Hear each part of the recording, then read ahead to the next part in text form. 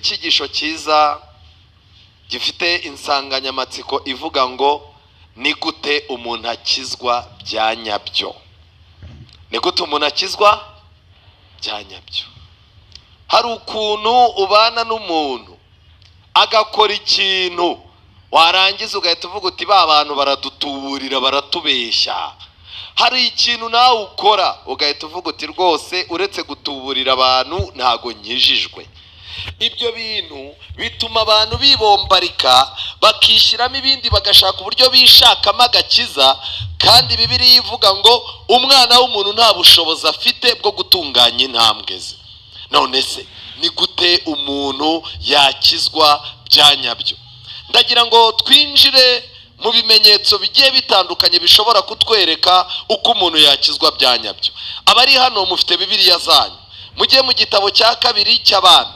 Igitabo cya kabiri cy'Abami tuhabwirwa igitekerezo cy'umugabo witwaga Namani. Namani yari umugaba w'ingabo z'i Siriya. Uyu mugabo yari umunyacyubahiro, ariko Bibiliya ikatubwira ko yari umubembe. Kuba umubembe rero yaranukaga, ariko kubera ko abagore bagira urukundo, umugore we ntiyigeze amwinuka. Abandi bantu bamwerekaga yuko atanuka, ariko yarenga bakamuvuga bati uyu mugabo noneho aranuka nabi nabi. Ni nako bimeze. Hari igihe abantu bakubaha bakakubeshya kuri muzima, bakanakubwira kuri mwiza, ariko iyo ubarenze nibwo bavuga ibibi byawe n'ubunuke bwawe. Namani aza kwicara agerageza gukanga abantu, ariko igihe kiza kugera akana k'agakobwa yari yaragiye arasahura muri Isiraheli. Akana kakuriye aho ngaho karicara kabaza nyirabuja, karambwira ati ariko ni gute ibi bintu bizahora gutya? Icyama databuja agasanga umuhanuzi w'i Samariya yamukiza ibibembe. Amen. Uyu mwana baramujyanye, ari kure y'ababyeyi, ari kure y'igihugu cyabo, ndetse ubirebye wagira ngo ari no kure y'Imana ye. Ariko umwana arakibuka ko iwaba ariho agakiza kagira gute gakomoka. Nshuti zanjye, ntihazagira umuntu ukubeshya ngo agakiza gaturuka ahantu hose. Ntibishoboka. Yesu yaganiriye n'umudamu w'Umusamariya, arangije aramubwira ngo agakiza gaturuka iwacu mu baki? Mu Bayuda. Buri gihe Imana ibifite itorero ryayo, ibifite ishyanga ryayo, aho agakiza gakomoka abandi bakakabona. Ikintu gikomeye, umurongo wa 4, Namani ajya kubwira shebuja. Rero umugore wamaze kubimubwira yagiye kubwira shebuja iby'umuja waturutse mu gihugu cya Isiraheli yavuze.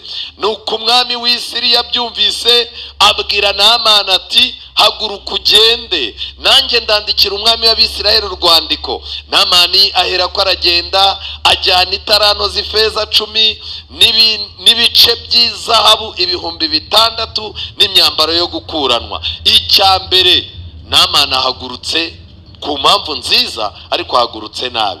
Yitwaje imyenda, yitwaza amafaranga, agiye gukizwa. Kirazira, twakijijwe n'ubuntu kubwo kugira gute?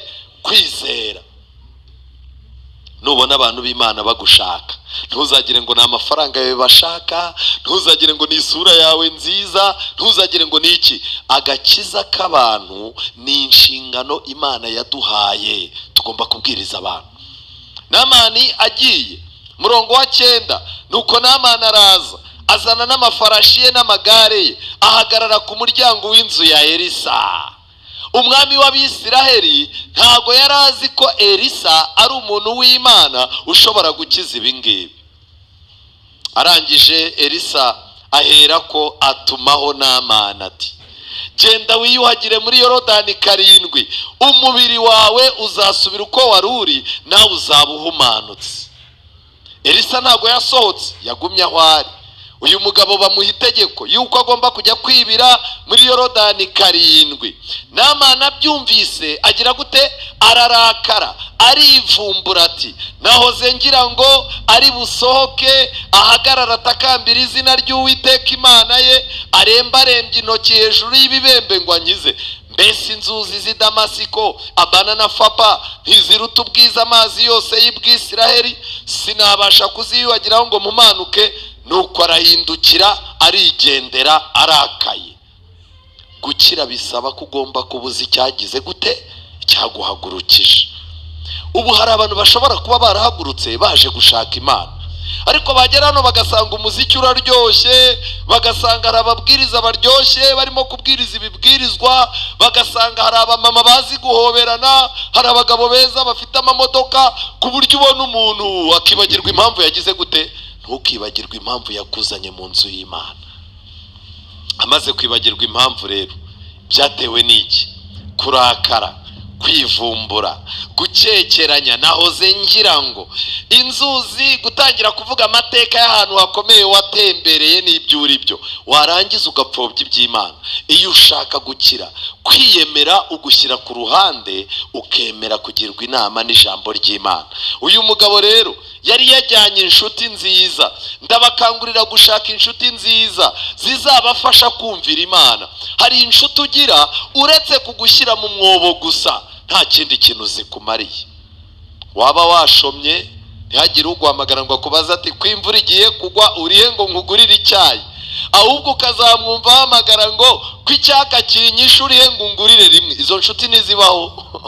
Hari umuntu uguhamagara, amakuru ni meza, ese ko nakubuze, ejo bundi wanciyeho kuri moto, ukamubwira uti nari ngiye gupagasa, yarangiza akakubwira ati rero uri wenyine ngo nkubwire, uti yego, shanyoherereza amafaranga icyaka kirishe.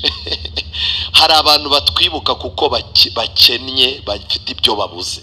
Kubw'ibyo rero uyu mugabo ajya guhaguruka, yarebye mu nshuti ze zose, areba inshuti nzima, ahagurukana nazo. Izo nshuti rero nizo zamubwiye ziti databuja boss, gabanya ibintu byo kwiyemera, dore bari baguhaye itegeko ryo gukira kujya muri Yorodani. Ni ibintu byoroshye, nta mbaraga bisaba, wabyemeye ukabikora. Ubu uyu mugabo, umurongo wa 13, abagaragu be baramwegera baramubwira bati data, yaba uwo muhanuzi yagutegetse ikintu gikomeye, ese ntuba wagikoze? Nkaswe kukubwira ngo iyuhagire ugire gute, uhumanuke. Nuko amaze kubona inshuti ze zose zibimufashijemo, nuko aramanuka yibira muri Yorodani 7.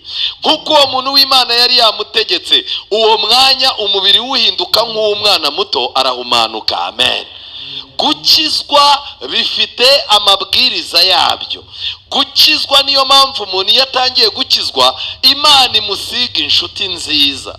Niyo mpamvu gukizwa bifite amateka. Nta muntu ujya gukizwa ngo atangire azirikana amateka, aho yagenze, icyubahiro yari afite ari umupagani. Hoya, ibyo bintu byose ubishyira hasi. Yorodani uyu mugabo yagiye akajyamo agakira. Niyo Yorodani Abisiraheli bambutse, Imana ibasaba gukuramo amabuye y'urwibutso. Iyo Yorodani kandi niyo umwami wanje Yesu igihe yajyaga gutangira umurimo, niyo yerekejeho ibirenge n'ibitekerezo. Aragenda agera kuri Yorodani, yibiramo aje kubatizwa na Yohana. Yesu akimara kuva mu mazi, ijuru rigira gute? Ndagushaka mukiza we, ungeze kuri Yorodani, umeno kuyambuka, sinzagira icyo ninya. Nshaka kubabwira ikintu gikomeye uyu munsi. Yorodani wigeze uyigeraho? Wigeze uyambuka se? Hari ikintu wakuyemo? Umunsi wagiye kuri Yorodani, wayihagazeho amazi barayavoma bayagusuka ku gahanga, cyangwa waramanutse amazi arakurengera? Dufite imibatizo myinshi. Hari abantu benshi babatizwa ku gahanga, ukabazitise ko mubatije ku gahanga ati cy'ingenzi n'amazi. Hari ababatirisha amata, hari ababatirisha umuriro, hari abakingirana umuntu mu cyumba cy'inzoka bakavuga ngo arabatijwe. Ariko nagira mbabwire ngo amahame yo gukizwa asaba umuntu kujya mu mazi menshi. Kandi Yesu avuye mu mazi, hari ibintu bitatu byabaye. Ijuru ryaramukingukiye, umwuka w'Imana amanuka asa n'iki? n'inuma amujyaho, ijwi rivugira mu ijuru ngo nguyu umwana wanjye nkunda nkagira gute, nkamwishimira. Igitabo Uwifuzwa ibihe byose kivuga ko aya magambo ntabwo yaraje ku bwa Kristo, kuko Kristo yari asanzwe azi ko ari umwana w'iki, w'Imana. Ngo Imana iyavuga yari yabwiye abazihisha muri Kristo bose. Amen. Kubw'ibyo rero, binyuze mu kubatizwa nk'uko yabatijwe, binyuze mu kumanuka ukajya kuri Yorodani ubwiyemeza ukabushyira ku ruhande, Yesu yabwiye Yohana uwo munsi, abwira Yohana ngo emera umbatize, emera ubikore kugira ngo dusoze gukiranuka kose.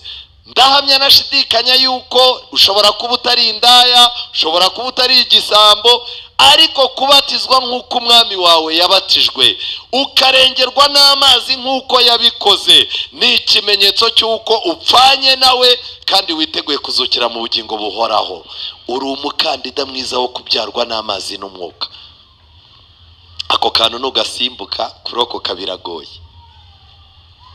Bambatije ndi uruhinja ngo n'itariki sinyibuka, ngo ariko ngo mama yari yavuganye ngo n'umupadiri w'inshuti ze. Ibyo ngibyo ibintu nawe urimo kuvuga ni ibintu bidafite ahantu byanditse. Imana ifite uburyo yandika umunsi dutereye mu mugongo ibibi, twarangiza tukabyarwa ubwa kangahe, bwa kabiri. Nshuti zanjye, nagira ngo mbabwire yuko uyu mugabo Naamani amaze kumanuka yarahumanutse amera nk'umwana w'uruhinja.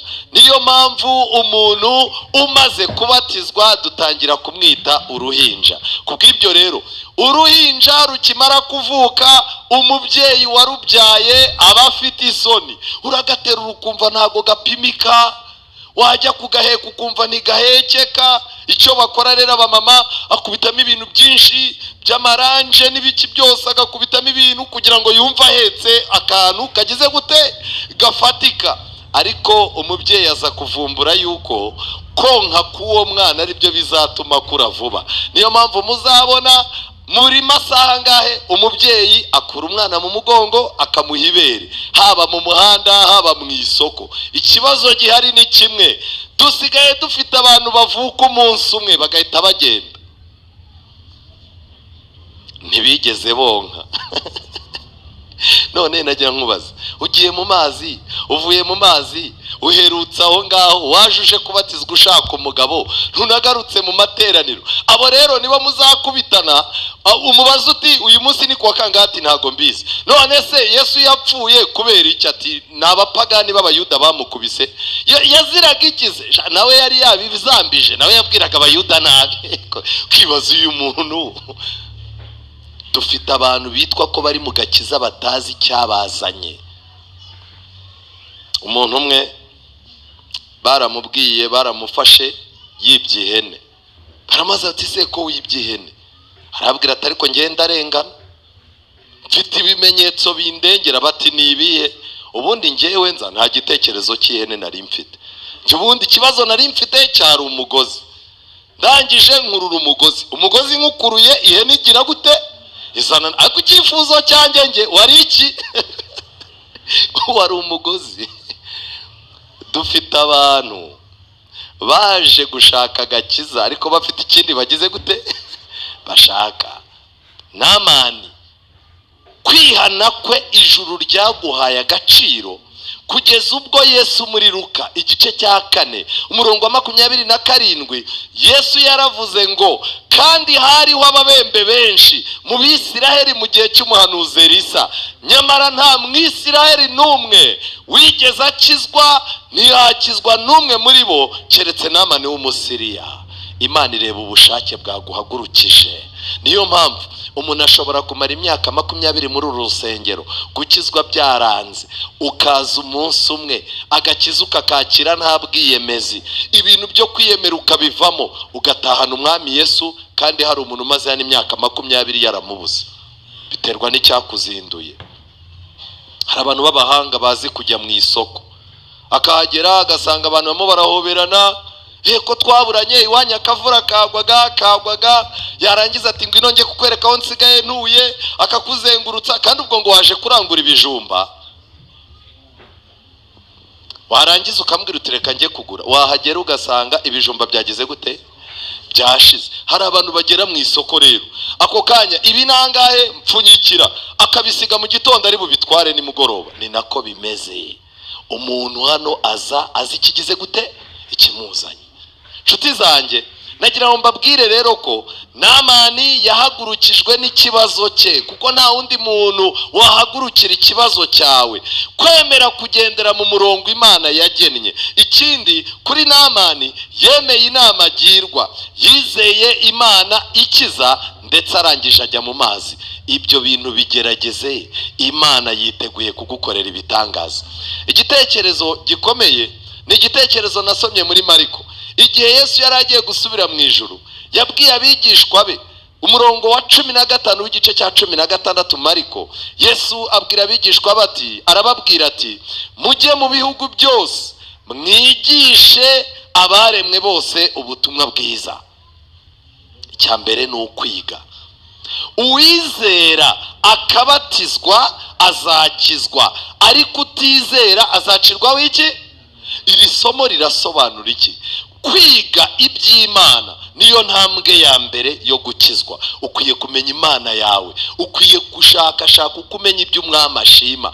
Ibyo ngibyo bivuyeho rero, hakurikiraho kwizera iby'ijambo ry'Imana ryakubwiye, kuko ntabwo twizerera mu kirere. Iyo umaze kwizera iby'Imana yakubwiye rero, ufata umwanzuro wo kubatizwa. Ariko nanone ubimenye, uwizera akabatizwa azakizwa, ariko utizera azacirwaho iki?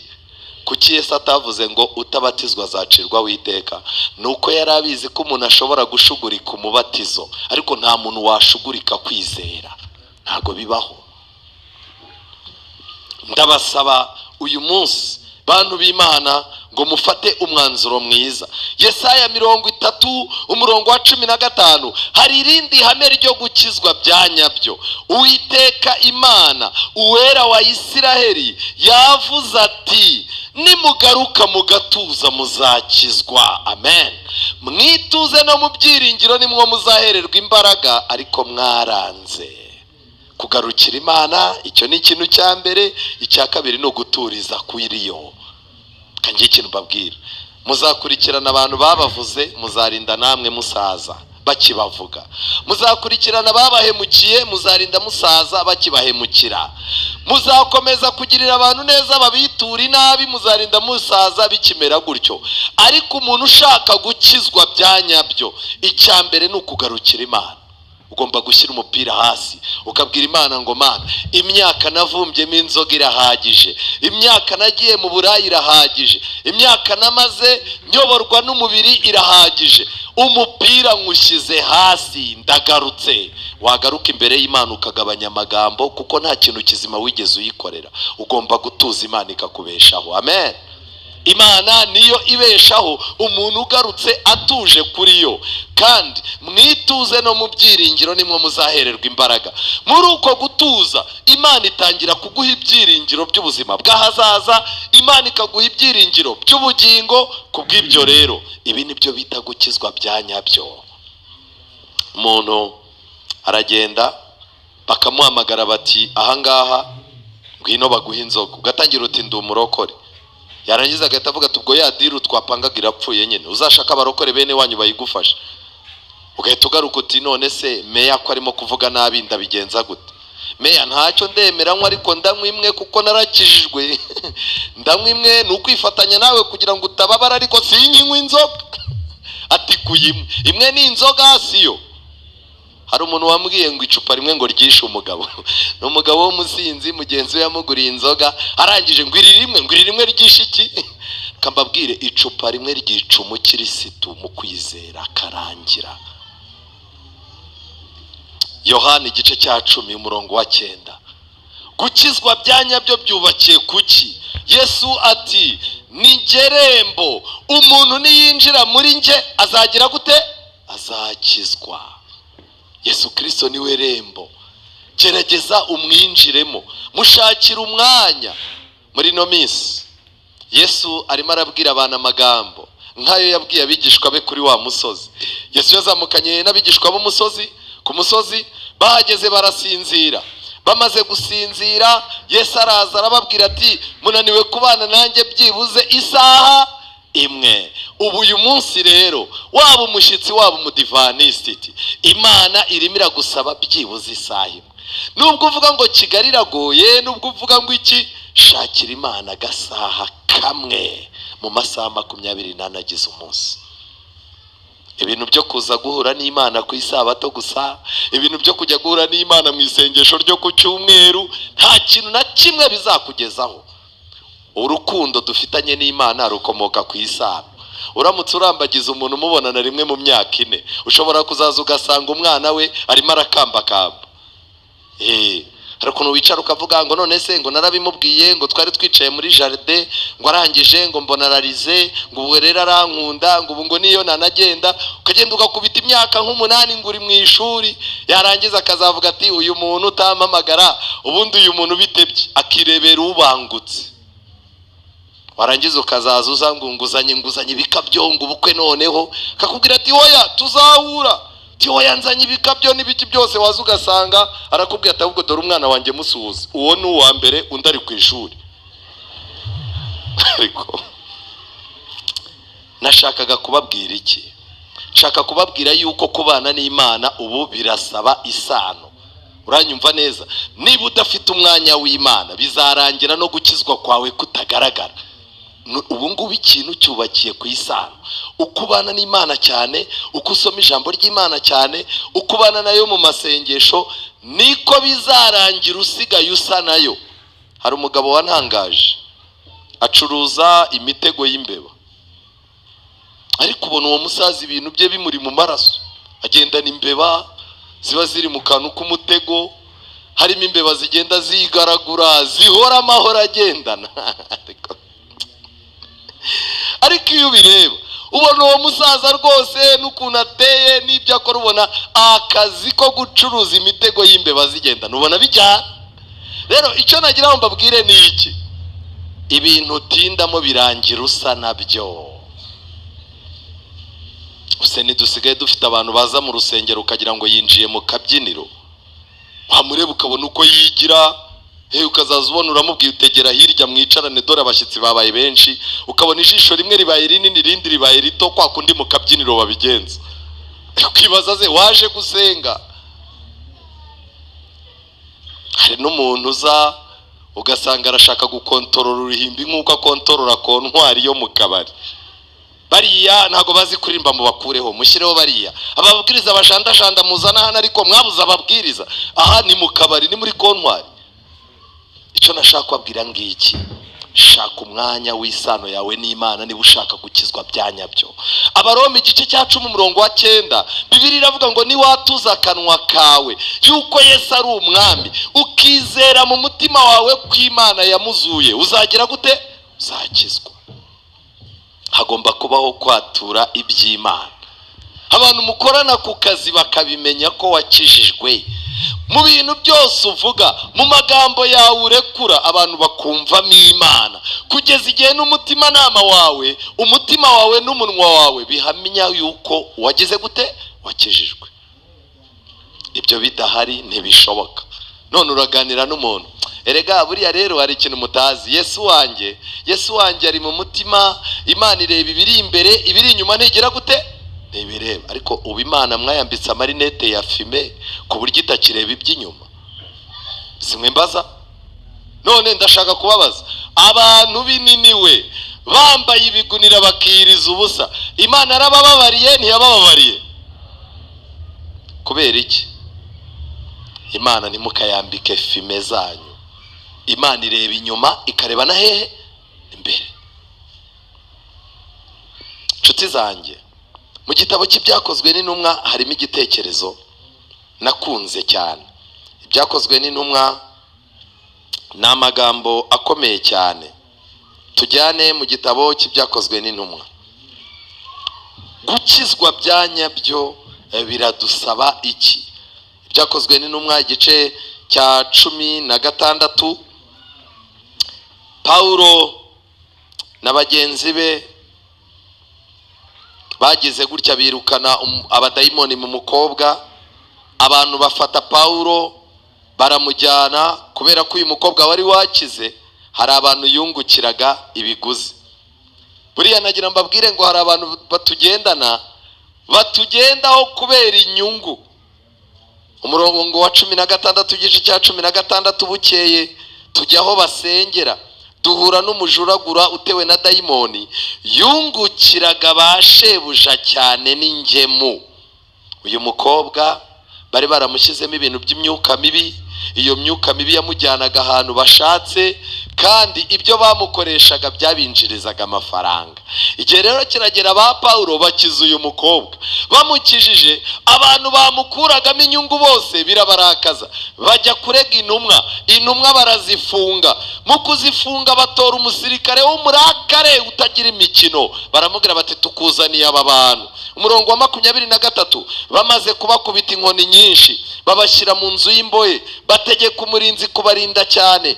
Nawe ategetswe atyo abajugunya mu nzu yo hagati, akomeza amaguru yabo mu mbago. Uyu mugabo yari umurakare. Ariko mu gicuku Pawulo na Sila barasenga, baririmbira Imana, izindi mbohe zigira gute?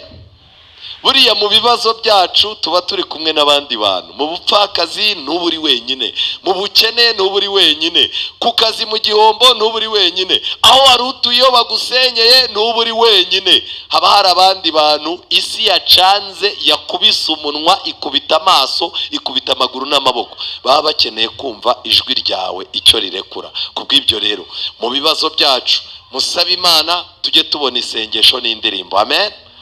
Indirimbo n'isengesho ni ikintu gikomeye mu gihe cy'ibibazo. Bamaze kuririmba uwo mwanya habaho igishyitsi cyinshi, imfatiro z'inzu ziranyeganyega, inzugi zose zihera ko zirakinguka, iminyururu ya bose igira gute? Iradohoka. Uwo murinzi arakanguka, abonye inzugi z'inzu y'imbohe zikingutse, agira ngo imbohe zacitse, akura inkota ye, nuko agiye kwiyahura. Pawulo avuga ijwi rirenga ati wikwigirira nabi, twese turi hano. Amen. Hari abantu akabazo kose kabaye bahita bashaka kugakemuza kwiyahura. Umumama umugabo akamubwira nabi, umva reka nkubwire hari umunsi uzambura kandi ndagiye. Hari igihe uhura n'umugabo murakara akakubwira ati caho urimo kumukangisha ngo ugiye kwiyahura. Mama wawe mugashwana, ukumva umukobwa kuyeho telefone, nge ndashaka kubyinisha umutima mama, kandi nimukomeza ibi bintu ngiye muzambura, ngewe nzafata umwanzuro kandi uzawufate.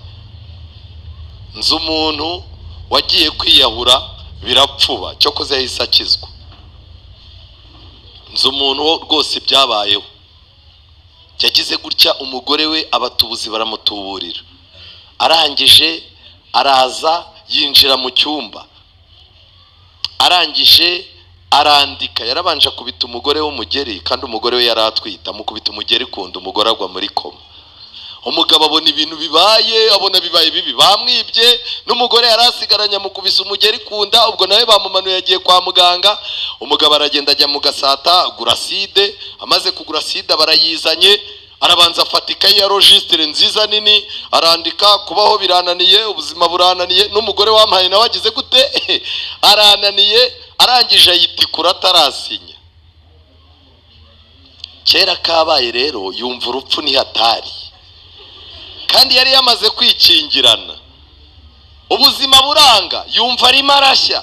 Aragenda anywa amazi yari ari mu ibase y'isabune. Noneho gukira biranga, no gupfa bigira gute? Biranga. Urugi bararumennye. Ndi mu bantu bari bahari tujya kumukura mu nzu, kubera ko nari nzi umuntu baherutse gufunga, bamwitirira ko ari we wakoze ibintu nk'ibyo. Njewe abandi baramuhetse, nge njyana ikayi ni nge wari uyifite. Twamujyanye CHK baramufasha. Bamaze kumufasha mu gitondo bari bamaze kumukiza, ariko mu kumuduha dogiteri yaravuze ngo uyu mugabo namara kuzanzamuka neza mumubwire ko ari imbwa. Nububwa kumva akantu kose ugomba gufata umwanzuro wo kwiyahura ni ikimenyetso cy'uko udakijijwe. Abantu b'Imana iyo ibintu byanze haba hakiri andi mahirwe. Pawulo aramubwira ati wikwigirira nabi, turi hano. Arangije wa mugabo warindaga atumiza itabaza, aturumbukira mu nzu ahinda umushyitsi. yikubita imbere ya Pawulo na Sila, maze arabasohokana, arababaza ati batware, nkwiriye gukora nte kugira ngo nkire? Ikibazo cyiza. Amen. Yarabajyanye arababwira ati ba boss, kandi urakira ubwawe, atari wowe gusa, nabo mu rugo rwawe. Amen. Iyo ukijijwe by'ukuri, agakiza kawe karamanuka ukakabona ku mugore n'abana. Iyo ukijijwe by'ukuri, agakiza ubona karimo gusirikira mu rugo rwawe. Nshuti zanjye, ni igiki cyabaye rero? Mu gicuku cy'iryo joro, wa mugabo arabajyana, abuhagira inguma, ahera ko abatizanywa n'abe bose. Arabazamura, abajyana iwe, arabagaburira, yishimana cyane n'abo mu rugo rwe. Icyo yakoze ni iki? Mu gicuku cy'iryo joro yarabafasha, arabajyana, abuhagira inguma. Mutega amatwi, niwe wari wabadishye. Amaze kwihana, asanga ba bantu babaye ibisebe. Ikintu cya mbere yakoze, yarabanje aboza muri bya bisebe. Nk'umuntu w'umugome mu gukubita, yarazi n'umuti ushobora kuvura, azana imiti. Arangije ahera ko amaze kubuhagira inguma zabo, ahera ko abatizanywa n'abe bose. Amen. Amaze kubatizanywa nabo rero, afata abigishwa, arabazamura, abajyana iwe, arabagaburira, yishimana nabo cyane n'abo mu rugo rwe bose, kuko yizeye Imana. Amen. Inzira yo gukizwa idusaba komora abo twagize gute? Twakomerekeje. Hari abo twavuze, hari abo twahemukiye, hari abo twagiriye nabi, imitima yabo ikaba ikibyimbye. Kubw'ibyo rero dusaba Imana imbabazi. Twamara gusaba Imana imbabazi, tukanayisaba ko izaduhuza n'abo bantu.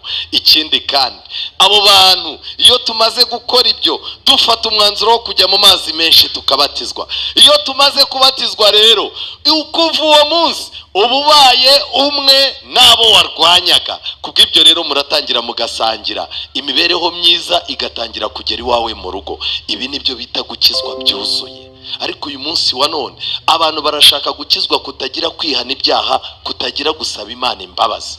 Ntabwo ibi bintu bizakunda. Bishoboka yuko rero nawe waba warakomerekeje abantu, bishoboka ko waba ufite ibyo wangije, bishobora ko waba ufite ikibazo gikomeye. Ariko uyu munsi ndakubwiye ngo niwizera Yesu, agakiza k'Imana kararara mu mutima wawe.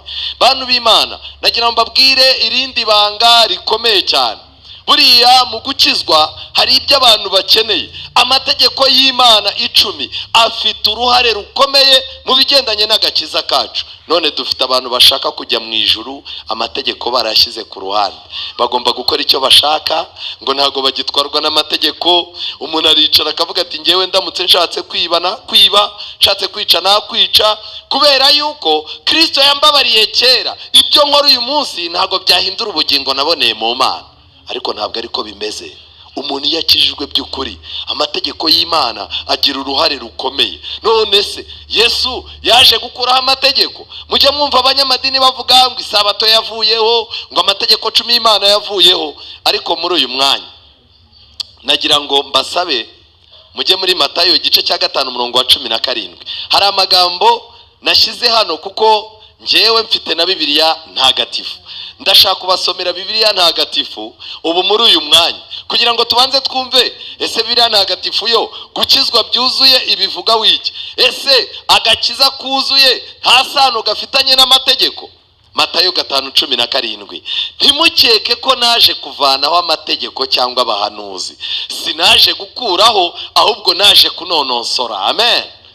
Yesu yazanywe no kunonosora amategeko. Kunonosora ikintu ntabwo ari ukugikuraho, ni ukugira ngo ahubwo kibe gisobanutse, kandi buri muntu wese agira ububasha bwo kugishyira mu bikorwa. Umurongo wa 18. Koko rero ndababwira ukuri, kugera igihe ijuru n'isi bizashirira, nta kanyuguti nta n'akadomo kazava mu mategeko, ibyo byose bitarangiye. None mbabazi, ijuru n'isi byararangiye?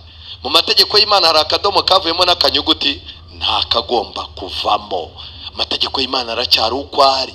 Itegeko ry'isabato riracyari itegeko rya kane mu mategeko y'Imana. Gukizwa byuzuye ni ugusaba Imana yagukijije kubw'ubuntu ikaguha imbaraga zo gukomeza amategeko yayo. Umurongo wa 19, nuko rero umuntu uzarenga kuri rimwe muri ayo mategeko yoroheje kandi akigisha n'abandi kugenza batyo azitwa igiseswa mu ngoma y'ijuru. Mubyeyi, ubu mwisi igiseswa wakwishima? Ndashaka kubabaza, ubu mwisi igiseswa wakwishima?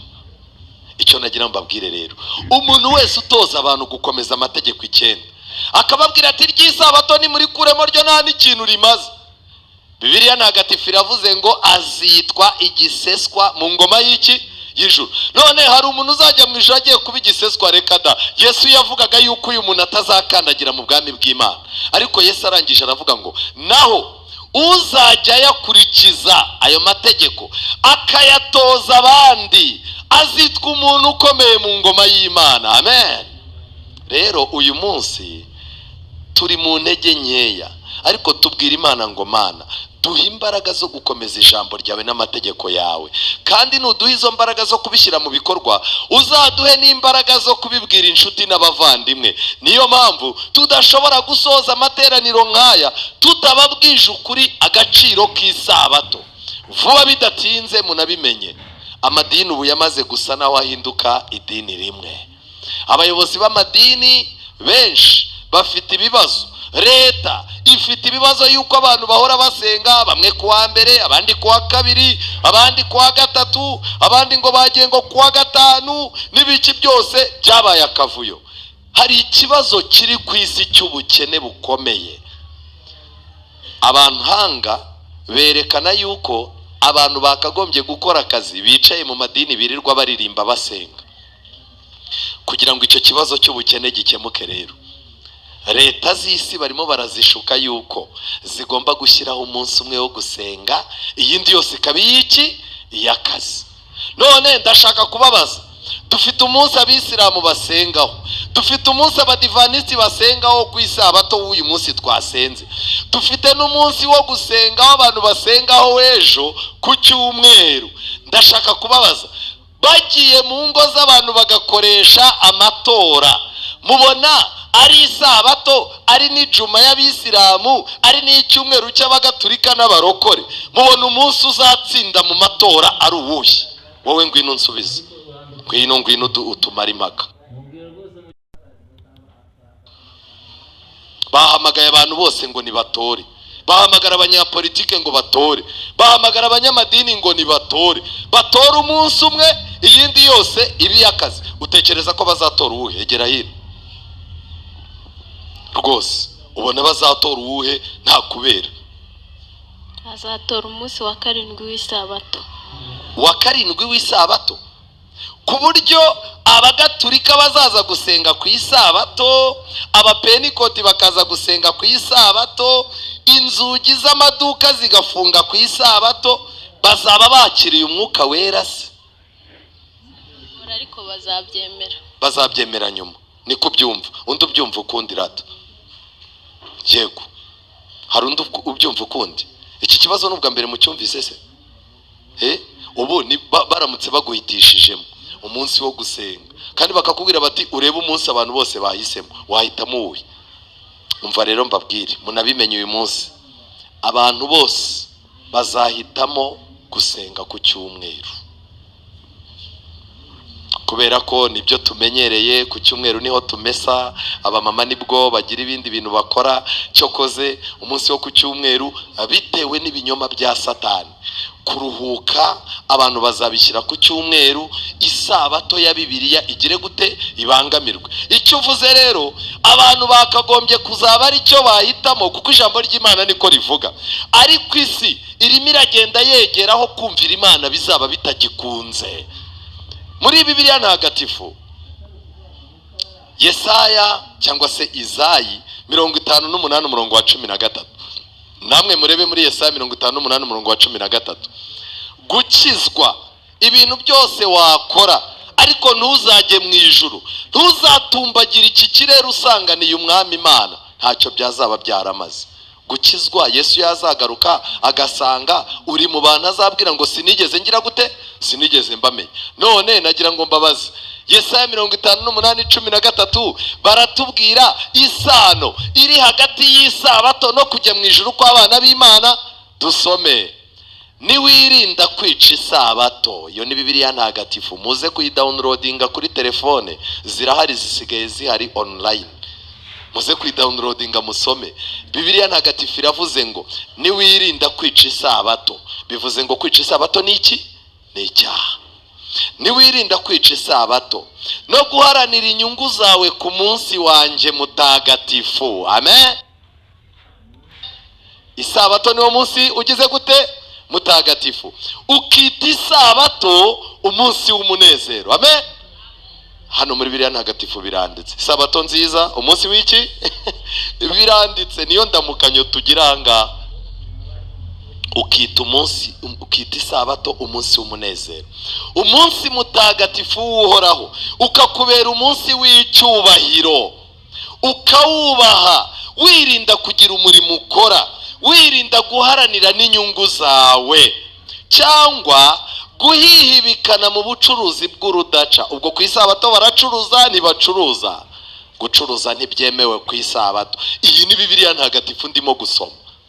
Cyangwa guhihibikana mu bucuruzi bw'urudaca, niho uzagira umunezero muri Uhoraho. Amen.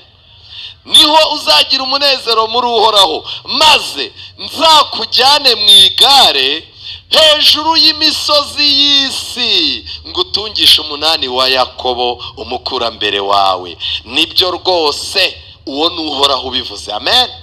Isabato ifitanye isano no kujya mu ijuru, yego cyangwa hoya? Abantu bazabasha gukomeza isabato bakabara iki kintu uyu munsi bakawufata nk'icyubahiro, ntibajye mu bintu by'amanjwe, bakirinda mu bucuruzi bw'urudaca, bakirinda kugira imirimo bakora, bakegera Imana kugira ngo Imana ibafashe. Bazajya ku rutonde rw'abantu bazazamuka bakagenda ku igare, bakajya mu misozi, hejuru y'imisozi y'iki? Hejuru y'imisozi y'isi. Aya magambo arakomeye cyane. Ndumva muri uyu mugoroba ndimo gusaba Imana ngo idufate mu kiganza.